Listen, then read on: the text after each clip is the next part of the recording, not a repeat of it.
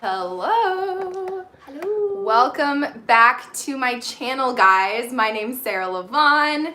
This is my sweet pregnant sister, Hannah. I don't know if you can see the bump. Can you see the bump at all? It's here. It's just dark. Welcome back to my channel. So if you haven't been here for Coffee and Questions before, Coffee and Questions is my chance to connect with you guys and answer your questions, both from comments on my previous YouTube videos and then also from Instagram. So I throw out a poll usually towards the end of the month. So if you're waiting for that, stay on stories. I am on stories a good amount over at Bundle Birth.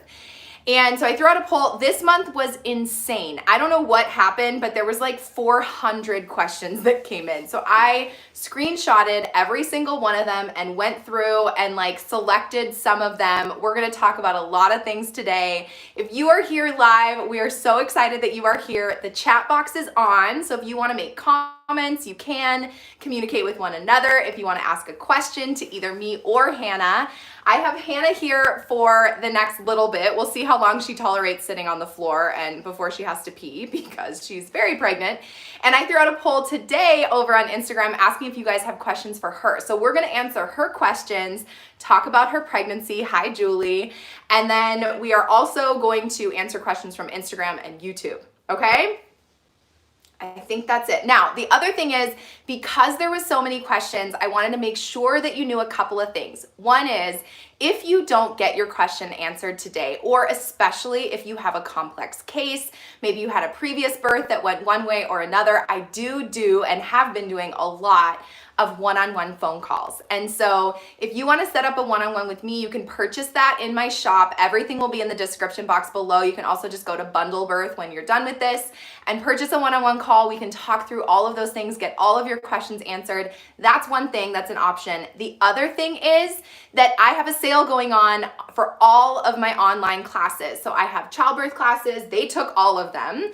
So childbirth, infant safety and CPR, there's VBAC class, and there's coping with labor, and then there's a coronavirus class. So if you're giving birth during the coronavirus pandemic, it's all the things that you can expect from giving birth during this time, okay? So those are over at my website in my shop. You can use the code SAFERATHOME19 for 20% off. I'll also put that in the description box. Once this is all done, I'll have to do some back office stuff.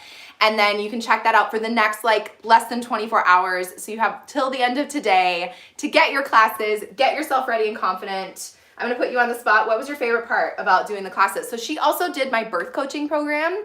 So we met even when they were in Ecuador. She's from Ecuador. And we did all of the things to get her ready for her pregnancy. So what was your favorite part about the classes? I'm gonna totally put you on the spot here. I really liked there's a coping with labor class, and she has you like practice with your partner, if you have a partner, just like different coping strategies, different positions, different things he can do that you can do. And it was just really fun to do it together. We were laughing and just like having a good time trying different things, and just really hands-on. I really liked it, and I feel like it was really practical for like, okay, these are things you could do if I'm not coping well or just getting into a rhythm for labor eventually here. We're ready for labor, guys. We are more than ready. All right, so I'm gonna just interview you for the next tiny bit, and then I'll get to your questions, guys. The big question was Cass Cormack and Abby McManus and Lindsay Bass said, when are you due? So let's start with that. Yeah, my due date was Wednesday last week, May 27th, 2020. If you watch this later. And then how are you feeling about labor and birth coming and parenting? Loaded question. Yeah, it's a lot. I'm excited about labor and birth and ready. I want to go into labor really soon. I'm ready for it, ready to not be pregnant anymore, ready to meet my baby. And I mean, parenting definitely, I feel like for anyone is like a mixed bag of excitement and nervous, and it's a lot. But yeah. One day at a time, one contraction at a time. Yeah, ready to get the show on the road. Yeah, we're very ready for this show on the road. I'm especially ready for a show on the road. So one of the things I wanted us to talk about, this actually didn't come up in the questions. There was only a few questions since I put this poll out like not very long ago. Was what have we been doing to try to stimulate labor or like get baby in the right position and do all the things. And then what are the signs that she's been experiencing that may be signs that she's getting closer? So I think this is great education for you guys, and we'll use her as our little case study that has been like, especially from my recommendations. I know I do have the how to induce labor naturally video. I have a can you induce labor naturally video. We did a date video not too long ago of making all these date treats. So you've been doing the smoothies like daily, right? And other types of dates, getting her dates in. And actually, since starting to do dates, she was closed. Your cervix was totally rock solid. So you can look at my What is Labor video to learn more about that. And then last week, after doing dates for a week and a half and some other things, which we'll tell you about in a second, you were 1 centimeter. So we celebrated because that's some change. And if you go to my when not to go to the hospital video, you can learn. And we actually had a really good conversation last night about knowing what is labor. Because you want to tell them what happened last night? Yeah, so last night we did all these different things, and then I was having contractions for like over 2 hours. And for 2 hours it was very consistent, like every 5 minutes for about a minute or two, having contractions. And so she was like, yeah, and so I was like, all right, this is labor. We're going into labor. I'm excited. And then? Well, and then Sarah was like, yeah, it could be, or it could stall out and kind of not be that you're going into labor right now. I was like, what? But they're consistent and it's painful and so yeah, it was like just a conversation of. And then she's like, try going to sleep, and like it may stall out, because this was last night, like late. And I had some more, but then I was able to go to sleep, and then now stuff is stalled out. So we are not in labor right now, guys. That would be a really fun Coffee and Questions. In fact, I was thinking if she was in labor, like 100%, I would have been like, come in here, let's have a contraction live. So stay tuned. That may be a thing if we're laboring at home. We'll see how she feels about it. So what are some of the things that we have been doing?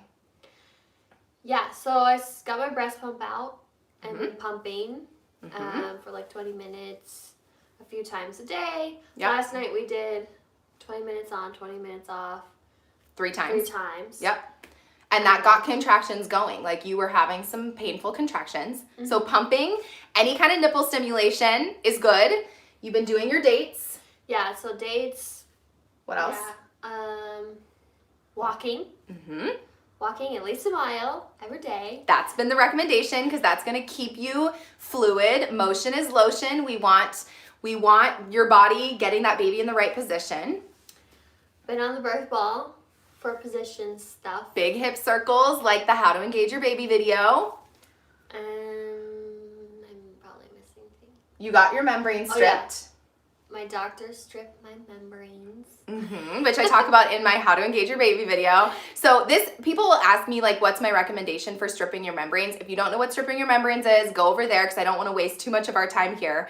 But basically they like rub your cervix, and you have to be 1 centimeter dilated. If your doctor can do this, my recommendation, personal recommendation, I say go for it. That's my own personal thing. You can decide what you want to do for yourself. I don't want to make a decision for you, but that is one of the only things that has some solid evidence behind it of trying to get you into labor, that may actually jumpstart labor. And if it doesn't jumpstart labor, it may help you have some contractions that are regular, that may help you thin out. And actually the evidence shows that it can help avoid an induction. So she went for it, had your membrane stripped. And then I will say that, I don't know if I even want to say this, but we have been doing some homeopathy. So this is going to be something that 100% disclaimer, you need to talk to your doctor about. We have 2 different kinds. This comes from 2 of my midwife recommendations. They were like, go for it. It's safe for pregnancy. She doesn't have any risk factors. Her doctor was okay with it. So we've been doing some homeopathy. I'll be honest, the medical nurse in me is like, I don't think it's working, but it's worth a try, right? And the idea for me is, guys, I actually am not allowed in the room with her for the birth. And so I am here to help. I'm here to hopefully labor at home. We are really trying to avoid that 41-week induction, which, you want to tell them? Which is scheduled. Yeah, is scheduled. So she did schedule herself for an induction on Wednesday. And so we've been trying to get the baby in the right position, set her body up to get her into labor.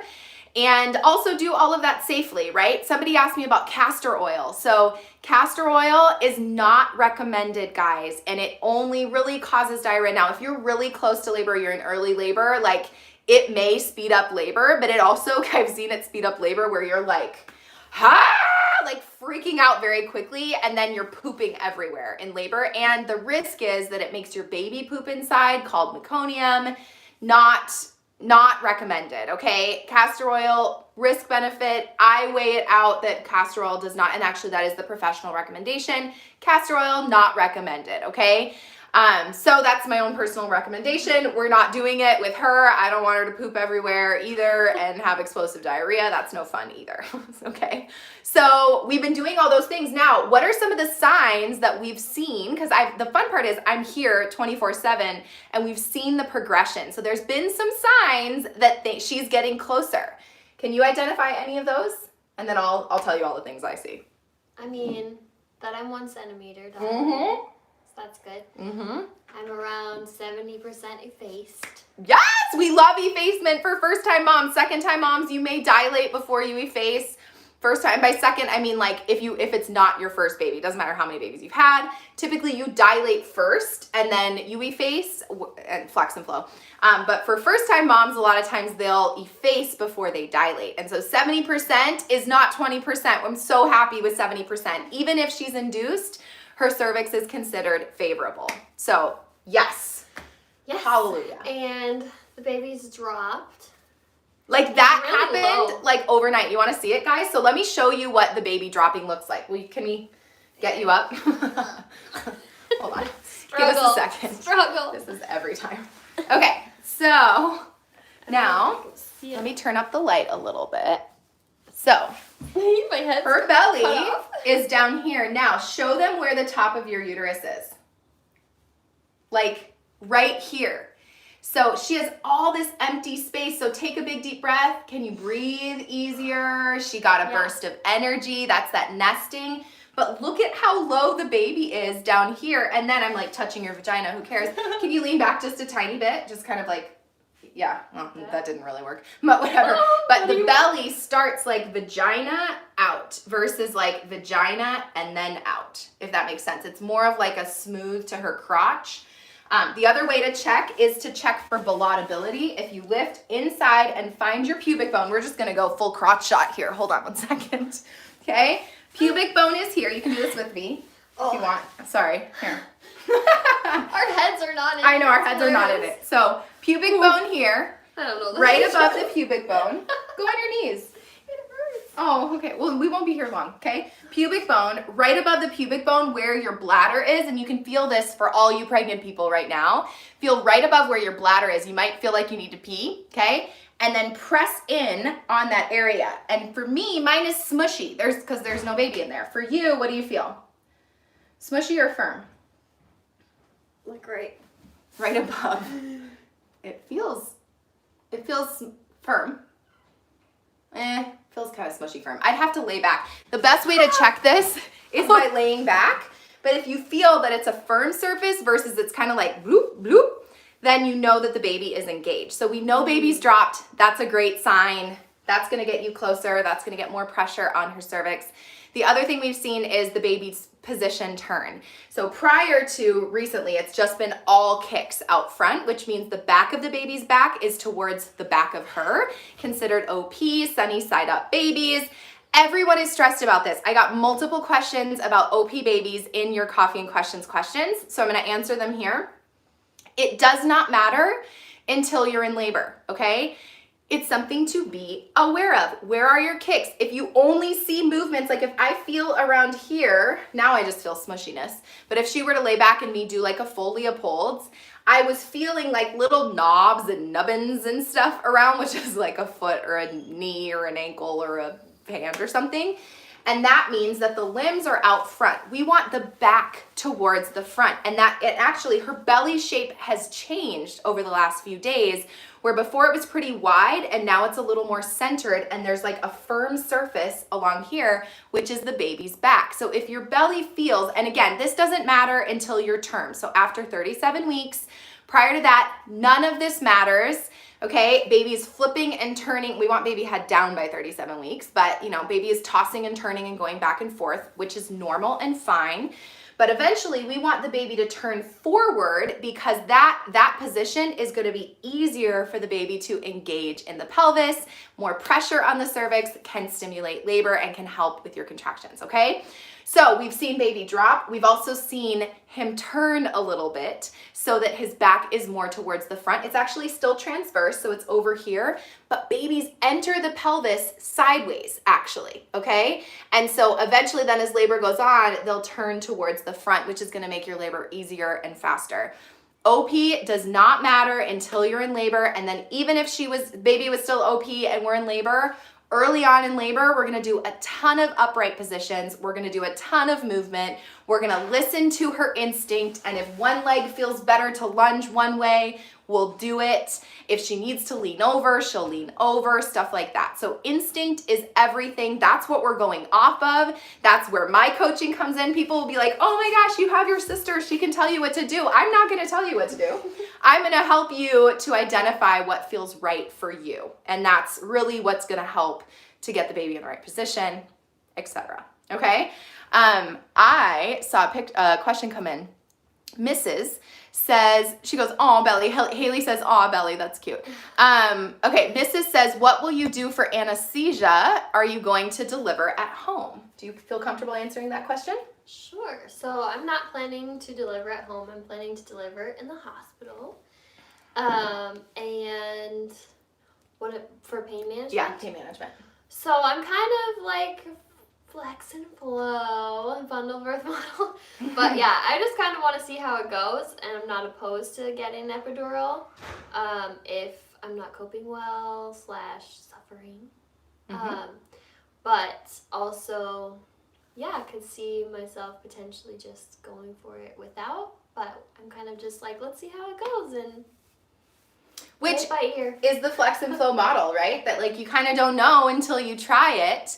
And the goal is to labor at home with me, so at least I get to be there for some. So labor here, but then go into the hospital for the actual birth. Excellent. Good question, Mrs. Whatever your actual name is. Okay, and then my last question for you comes from Instagram, and where is it? Hold on. What are your next steps? So Kelsey says, what are your next steps?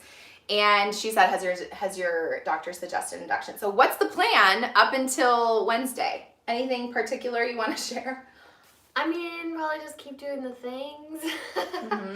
And yeah, I mean, I don't know, probably a lot of you can relate if you are pregnant right now or when you have been, of like just trying to like relax and not, because it's like you just want it to be like now, like let's go, let's do this. So after last night too, I was like, okay, just like breathe, and like if I go into labor, great. If not, on Wednesday I'll go in for induction, and like thankfully everything is looking good for an induction versus being closed, not being effaced, going in for induction. That, yeah, that would be, feels worse, or I don't know, like just more stressful versus like hopefully I'll still be able to deliver vaginally and everything will go well with induction Wednesday if I don't go in before that.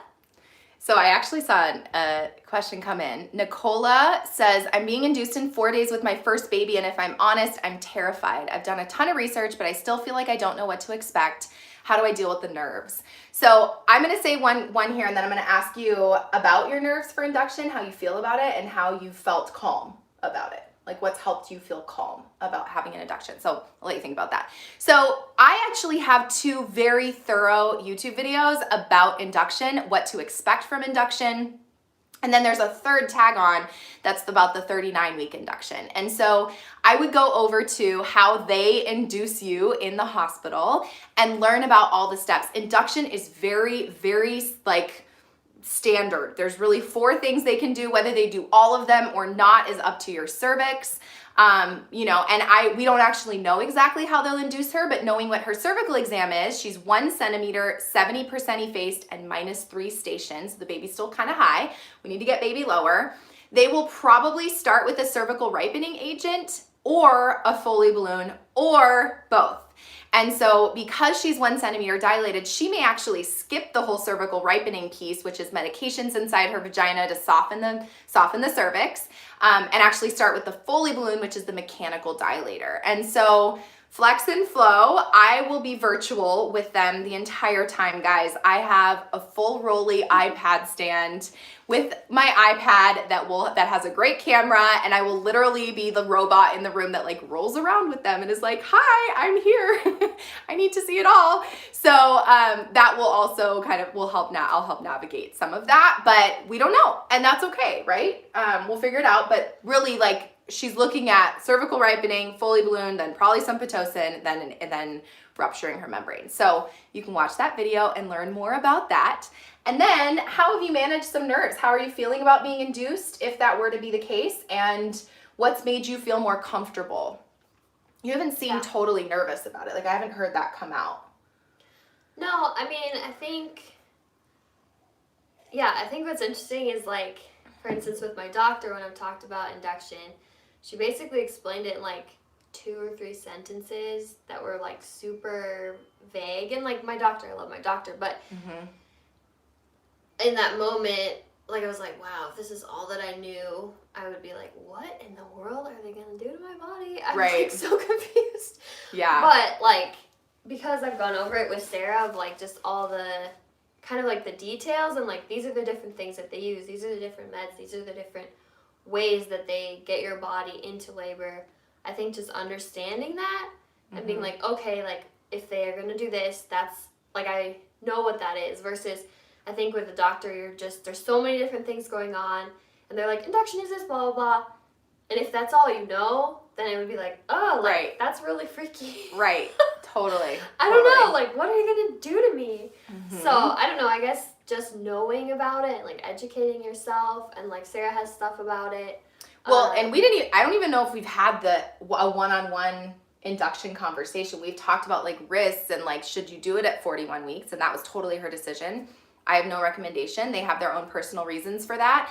And so it was mostly the medical interventions class, I think, because I don't even think we've like reviewed that. We'll review it one-on-one prior to her induction and really make sure that she understands everything, but which I would also do with my clients, but right? It was a medical intervention. Have we ever talked about it otherwise? Yeah, it was your class that it went over all the different things. Because we went through all of her classes, so she's on the big screen before we were together. Yeah, it's the best. But yeah, I think, and I don't know, I think like it can be a little like, ooh, how's that gonna go? And like, just in the hospital, like in general, can feel like hospital. But like the more that you know, and like for me, I like to like be prepared and like know kind of like what they're doing, so like more that you could know like beforehand might ease your nerves, because I don't feel like that nervous about it. Ideally, I think everybody would not want, maybe there are people I guess who like are like, I really want to be induced, but I think a lot of people it's like, oh, I want my body to do its thing and like let's just do it and like not have all these, you know, different interventions. But yeah, I think just knowing about it, knowing what to expect. And you're not alone. Yeah. You know, you have a very supportive husband, and you have me. Yeah, and like I have Sarah to be like, wait, what are they doing? I can't remember. Or even like last night, it's like I went through all of her classes, but like it was just like, this is great. Wait, what? Like, what are you talking about? She's like, do we need to do a refresher? And I'm like, I mean, I know we went over it, but then once you're in it, it can be like, wait, what? I can't remember what we talked about. What's happening? Yeah, and it was true that like I didn't really have concrete answers for you, and that's the hard part about labor, guys, that when you're actually in it, you do all the prep, because even without that, then it becomes even more like overwhelming, and what if this, and what is this, and da-da-da. Her app was telling her to go to the hospital like 20 minutes into tracking contractions, you know, which that would have been ridiculous. She would have been sent home. She wasn't in labor. And so we were able to just be calm about it. We talked it through. We kept waiting, but they were like, well, even her husband was like, well, but this is no fun. Like I was all excited for labor. I'm like, well, but we won't know until we know. And that's the thing about early labor is it takes however long it takes. And you don't really know that it's labor until in retrospect. I think that was, to me, like a random thing that came out that I was like, that's, I hope, helpful, because it's like, is this labor? Is it not? Ignore, ignore, ignore. That's why. And it was like being able to put into practice everything she learned. And now we know she wasn't in labor, but we had a little trial run, and that's okay. It's good. And now you know kind of what to expect for the beginning part of it. All right. Okay, guys, so I'm considering I think I probably will split this live, because this turned into like a 25-minute conversation, which to me is like in its own YouTube video. And so what I'm thinking is, in order to answer your questions, I'm gonna look really quickly on your questions, see if you have anything else for her. I'm gonna end this live, and then I'm gonna come back and do like your official coffee and questions, because I don't want to rush us.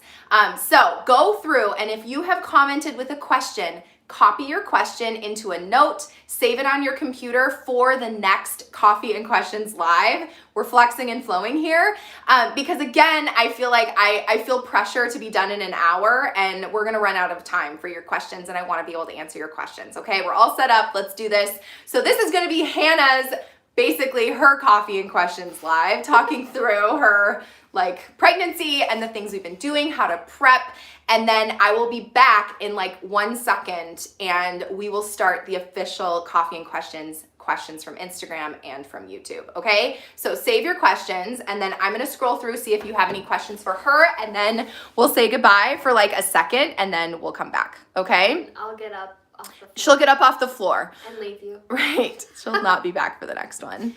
All right, so sorry if I'm blocking the camera. Okay, so Nicola says, I've watched the induction videos multiple times. It's more the feelings and sensations and pain that she's worried about. Hannah, do you want to speak to that like as far as nerves of the pain? Yeah, I think labor is going to be painful no matter what. At least that's what I'm expecting. That's fair. But yeah, I mean, at least in like, if you end up getting induced, or if I end up getting induced, it's like I'm there. So like, if I'm not coping well with the pain, then they have options there for pain management. And like, I guess everyone has their own perspectives about that and different reasons, maybe why. Like if you're feeling a lot of pressure not to get an epidural, or pressure to not have any pain management, I can see how that would be really nerve-wracking. At least for me to like know that that's an option is really helpful, in that like, okay, if I get to the point where I'm like, I can't handle this anymore, it's too much. Yeah. That like there's definitely that option of like getting help. At least for me, is like really helpful perspective-wise. But I know that everyone has their own stuff with that. So yeah. Yeah, and I think what I see from especially induction, people are very concerned that induction hurts more than actual labor. And I would argue, personal opinion from seeing this a million times, is that I don't think it necessarily does. I think mentally it is different. And I think the mental piece probably plays more into the discomfort than the actual pain and discomfort of the labor. You're in the hospital the whole time, your environment is different, and how much your environment can really influence your labor. That's why we've talked, like literally they have like a suitcase full of ish that I have brought for them for setting the mood for their labor room, which I'm sure you'll see pictures of eventually on Instagram, PS. So if you don't follow me over there, go over there, because there will be updates over there. And so I think having tools from the Coping with Labor class, Safer at Home 19, to give you 20% off right now. That class to me is probably my favorite, to be honest. Of the ones, it was her favorite. Me too. And so having the tools to cope, understanding what your options are, setting your mood in your hospital room, helping yourself feel super comfortable, helping your partner feel super comfortable. To me, the people you surround yourself with are kind of like your cornerstone. They're your pacer. They're your thermometer, your thermostat in the room, that they set the temperature. That if they're really nervous and like you're gonna be like, oh, should I be stressed? I think I'm stressed, versus if we're like, it's good, you're fine, you're doing amazing. Awesome, this is good, that you're like, okay, I guess that's true, whether I believe it or not, that they're kind of can set the tone for your room. She says, actually, I feel better already. Oh, she's so sweet.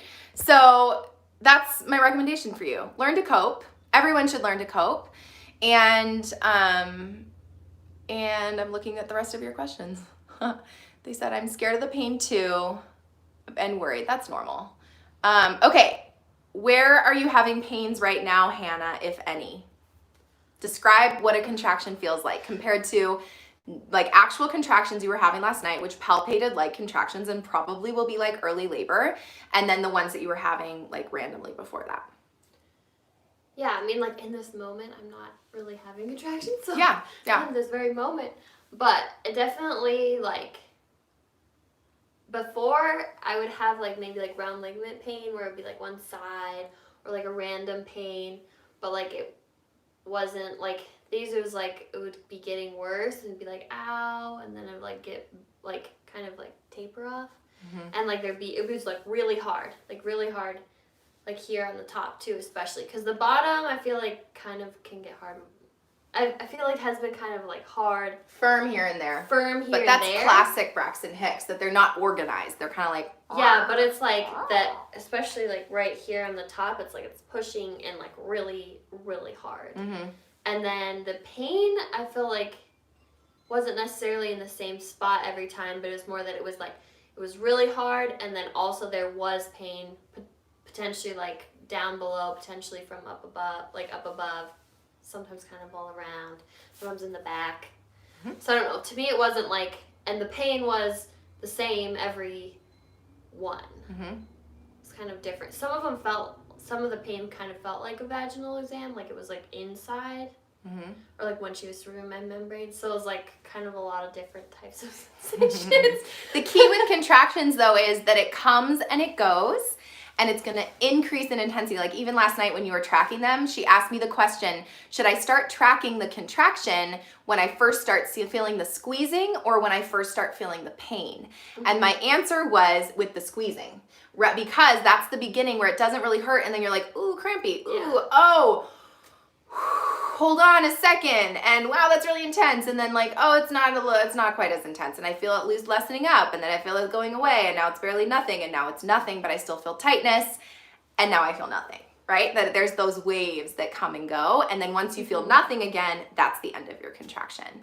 So that's a classic contraction. But beware of the apps, because literally the first 4 contractions that I logged, it was like, go to the hospital. And I was like, Sarah, what? Like, this is telling me to go to the hospital. Right. So, like, I don't know. I was thinking, like, if I was there alone, like, with the tracking the contractions, like, that would be really confusing. And, like, you can turn that setting off if you have a contraction, at least on this app.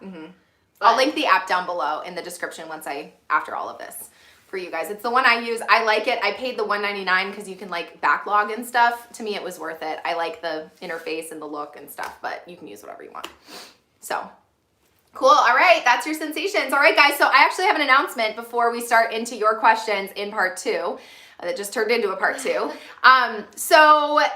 If you follow me on Instagram, I actually announced their pregnancy and my anti-ship, that's not a word, but I just made it one, through a song that they wrote and recorded for their baby. And I think very much applies to you guys. There's some parallels and it may speak to you. It's beautiful, and they sing it together, her and her husband. They're very musical. They write all their own music.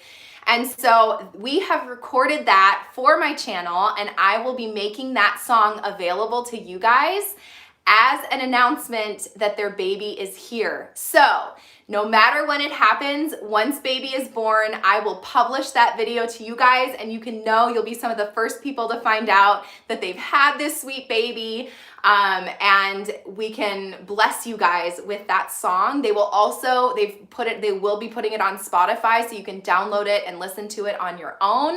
So that's gonna be super fun. And then the other fun surprise is they wrote another song, her husband mostly, and it is a song for your labor, specifically for the time of Corona. Guys, this song, we were a weep fest.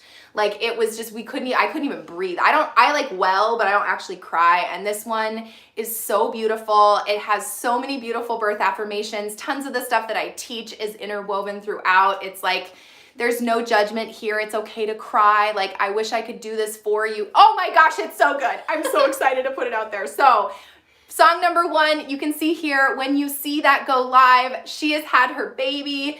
And then song number 2, for her labor, it's actually like a labor song, will be coming after that, soon after that. So those are some fun surprises that will be coming to my channel related to them and also to bless you guys, especially the labor song. The labor song is like for anybody, and I think will be very special for you to listen to through your labor or leading up to your labor. So stay tuned here on my channel. If you don't subscribe already, make sure you subscribe so you don't miss any future videos. Once this kiddo is born, I am going to be using him for some teaching moments for you guys. So stay tuned. There's some newborn care stuff coming. There will be baby gear stuff. I have that one in the works, and I probably will record another one today. We'll see how it goes. So make sure you subscribe, follow me on Instagram, give this one a like, stay tuned because I'm gonna end this live and then restart right after. We're gonna get her up off the floor first, and then I'm gonna restart and answer your questions from YouTube and from Instagram so we don't miss any of you guys. And then my website is up there, and then until further notice, don't forget to flex and flow, and we will see you soon. Bye. Bye. Thank you guys so much for being here. I'll be right back.